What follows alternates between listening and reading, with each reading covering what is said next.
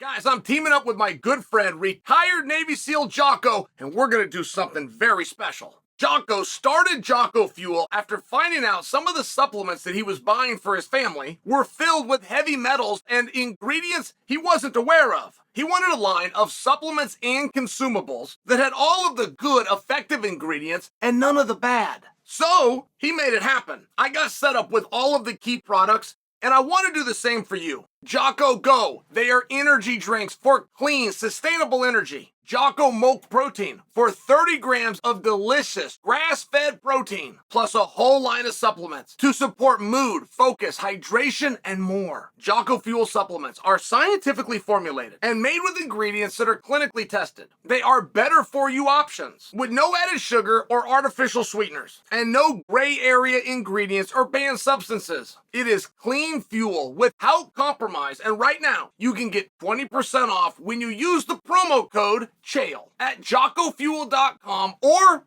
just click on the link below. Manny Pacquiao has a call out. Did you guys hear this over the weekend? Now,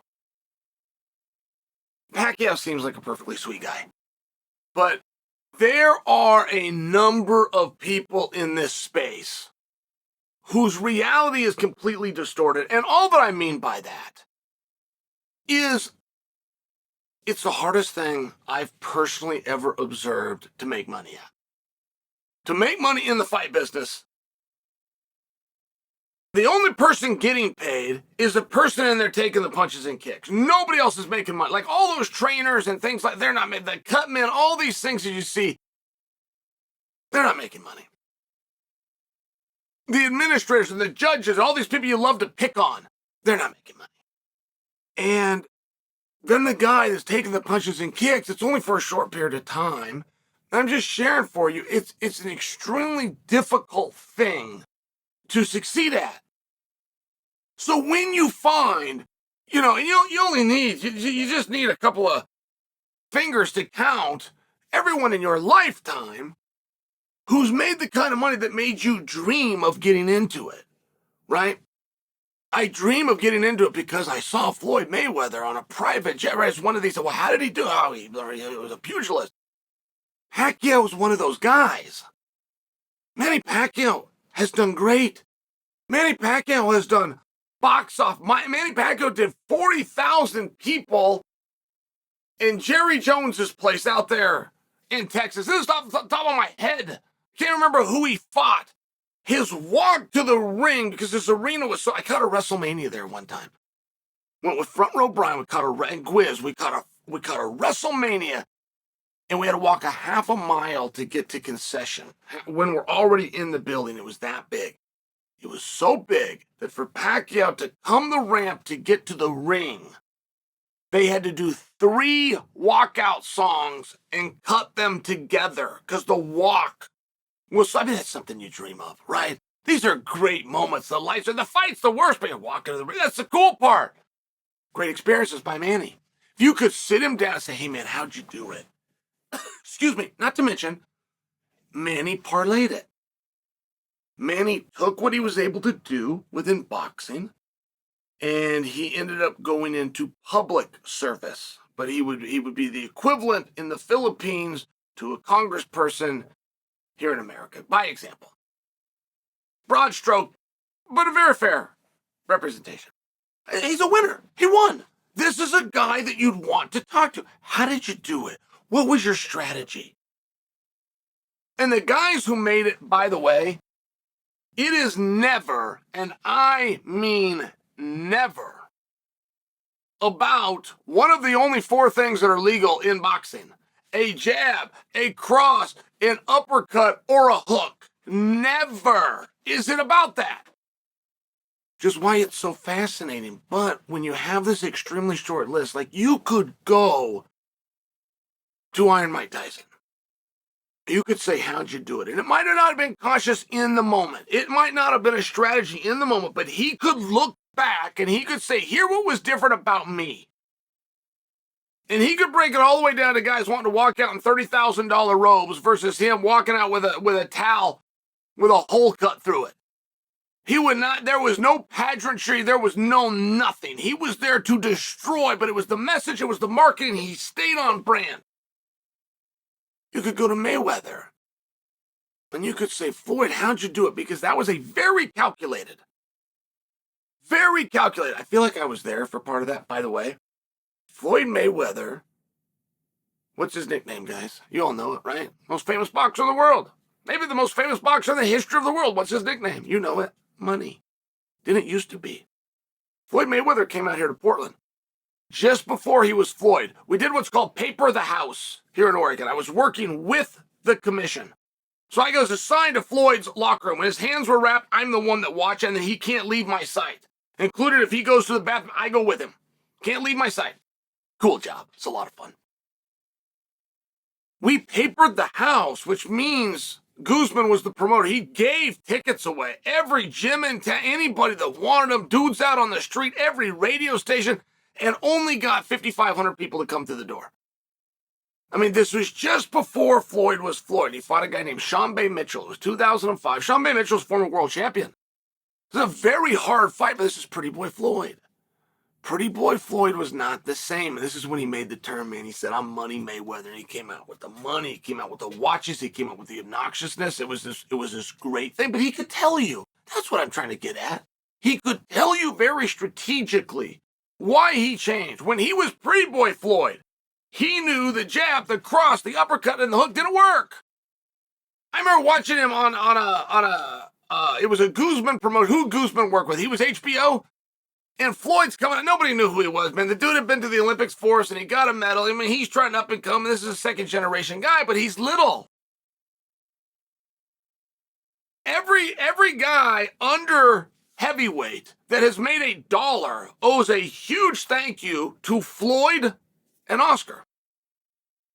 And that could get extended over time to McGregor. But it was this really big deal. And Floyd knew this isn't going to make me any money. And I remember he was doing this walkout. It was ridiculous, but he put effort into it. He was trying. And there was a stew. There's this great big pot of stew, and somebody comes out and they're stirring. They got this spoon. And I used to have like arts and crafts, Westland High School. We had something called May Day, and your students would stay after school, and they would make backdrops, and they put on this play, and the whole town would come out and support. I'm 45 years old. I still go to May Day at the high school anytime I get a chance. The kids work so hard. They make these things themselves. They got to be creative, and they don't have money, and they don't have budget, but they have the spirit, right? That's what Floyd had. He had this pot of stew, and he had some dude in a ridiculous costume with this spoon, and HBO didn't want it. This was not like the directors and the producers put this in. This was Team Mayweather. So he's cooking this. Oh, what's going on? What's in the pot? Oh, they're putting ingredients in. What's happening? And all of a sudden, Mayweather comes rising up. And this is when he was Pretty Boy Floyd. So he's doing this. He's doing the smile. He's doing the smile with the glove, and he's got a guy waiting for him. He's got to go box. It was embarrassing. It was him embarrassing is a new word. It's embarrassing and humiliating combined. Awful. Couldn't make any money. He made a distinctive change.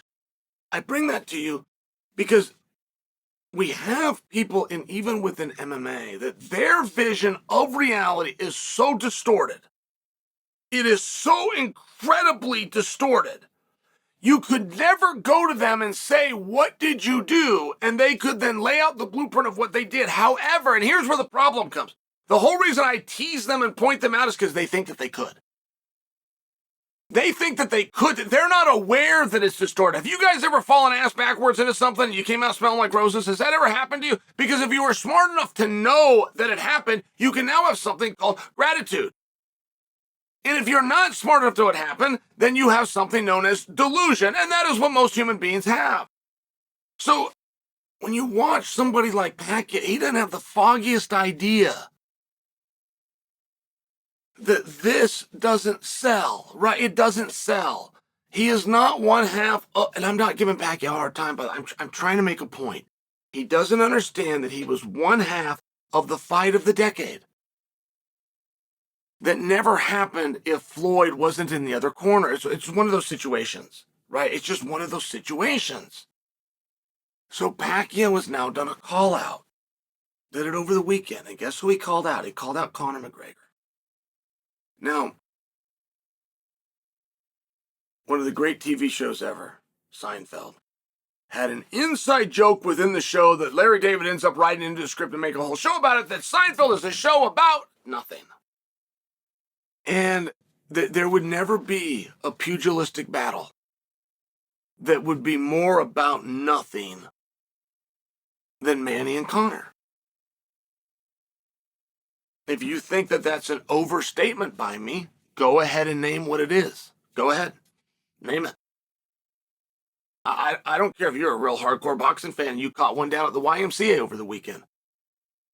Two juggernauts from the Barstool. I don't care. Go ahead and name it. And let's debate. Because I highly doubt that two juggernauts from the Barstool down at the Y had less meaning than Pacquiao and McGregor. It would truly be the fight about nothing.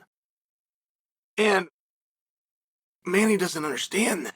It's a wildly compelling thing for me.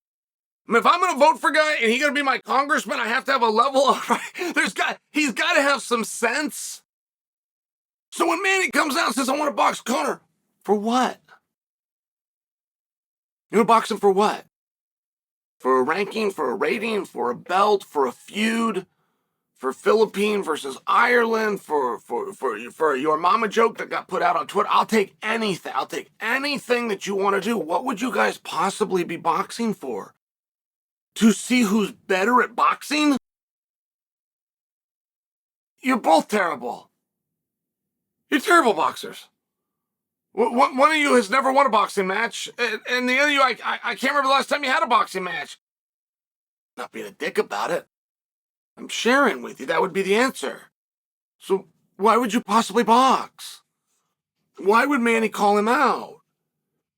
And, if you're just making comments or you want to get a headline, like if Manny would have called out anybody else, he could have called out Juan Manuel Marquez Jr. Part 5 and tell him he could be as steroided up as he was for Part 4. He could do that. I probably wouldn't be talking about it right now. I'd probably only be talking about it if it was Conor McGregor. But if the fight's not getting ready to happen, if they don't have an on sale, if they don't have a date, if he's actually picking an opponent he would like to go into training camp, he'd like to take time away from his family and away from public service and fill up an arena and go and do something like that, none of those things are possible.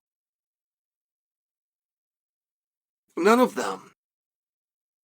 And if you were to juxtapose it, right? Red Panty Night is still real, by the way. Conor McGregor is still the guy. And it might be reduced from what it used to be. It's still in front of everybody else. And the next best thing to him, retired. So, I mean, Red Panty Night's real. I'm sharing for you, McGregor versus Mayweather is the genesis of Manny calling out Conor. Like this is going to be part 2, like we're going to redo this. Like ESPN's going to jump behind it, and we're going to put it in a feature place like Las Vegas, where the commission will do anything under the sun. It's one of these situations where Mayweather versus McGregor was about everything. Everything was on the line. Mayweather had never lost and wanted to be 50-0. There was no footage on McGregor. Mayweather was a master strategist. His father and his uncle were masters of studying opponents and breaking them down and knowing exactly how to roll and how to train. There was no footage to study on McGregor.